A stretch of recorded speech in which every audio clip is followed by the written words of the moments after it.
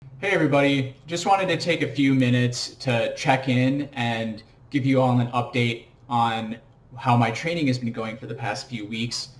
So for the past 3 weeks, I have been doing an endurance specific training block. So if you've been seeing my training videos before, you'd see that I was doing a lot of endurance work, but I was also doing some interval training workouts and some strides. For the past 3 weeks, I've been doing pretty much just endurance runs. Over the past week, I did introduce a few strides, but I was not doing any interval work whatsoever over the past 3 weeks. So for the past 3 weeks, I was doing 7 hours of running, and my mileage was hitting kind of in the low 50s or so. I hit almost 160 miles over the past 3 weeks. Really excited about that. For as long as I've been tracking my running, I don't think I've ever had 50-mile weeks 3 weeks in a row. I think maybe once I had two 50-mile weeks in a row, but a lot of times if I would hit 50 miles, then that'd be kind of my plateau, and then I would dive back down. So I'm just really excited for this momentum I have right now, and I think it's just going to bode really well carrying forward. So I just wanted to show you my training schedule for the past couple weeks. So how I had my weeks planned out is I was taking my normal Monday rest day, and then I was doing 60-minute runs on Tuesday, Thursday, and then Sunday. My Wednesday run, I was doing an 80-minute run, just a little bit longer midweek run, recovery 40-minute run on Friday, and then Saturday was the crown jewel of the week, 2-hour long runs. And then specifically on these 2-hour runs, I was doing 2 loops around Salem Lake here in Winston-Salem, and I'll bring up the map here. I also did get a stride partway through the first week of this training block, so I was able to get power measurements off many of these runs and more accurate speed and pace data and cadence data. So to bring up the first long run here, and then also kind of show the map.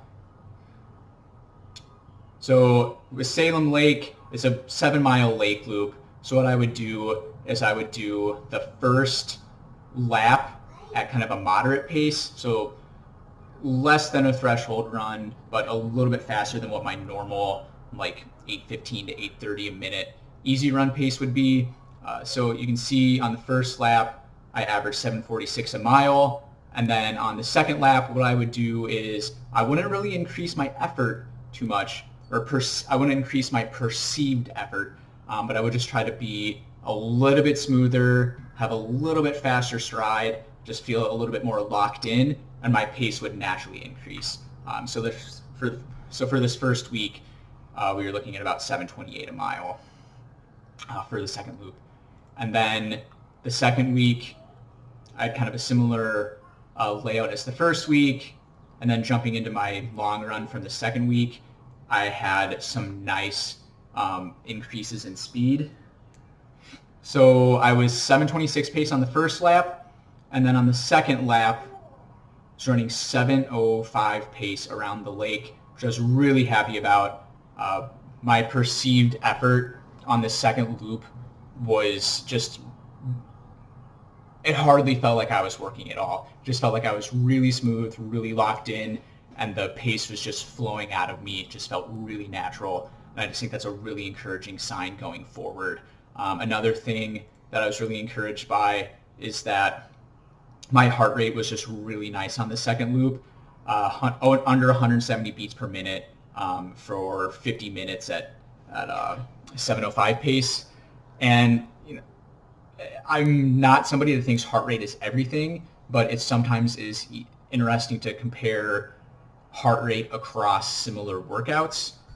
And that is kind of just, for this point in my training cycle, my heart rate for the given pace is just sitting at a spot that I'm really excited about. And then I'll just jump into my long run from the other day really quickly here. So it was just really slightly slower, a little bit more relaxed on the first lap, and then really similar pace on the second lap. Heart rate was a little bit higher, but my perceived effort still felt good. I'm not worried about that little bit higher heart rate. That heart rate can be affected by a lot of things like sleep quality or caffeine intake during the day, and there might have been some variables there that were just a little bit different than what I saw the previous week. So I'm just not too worried about that at all.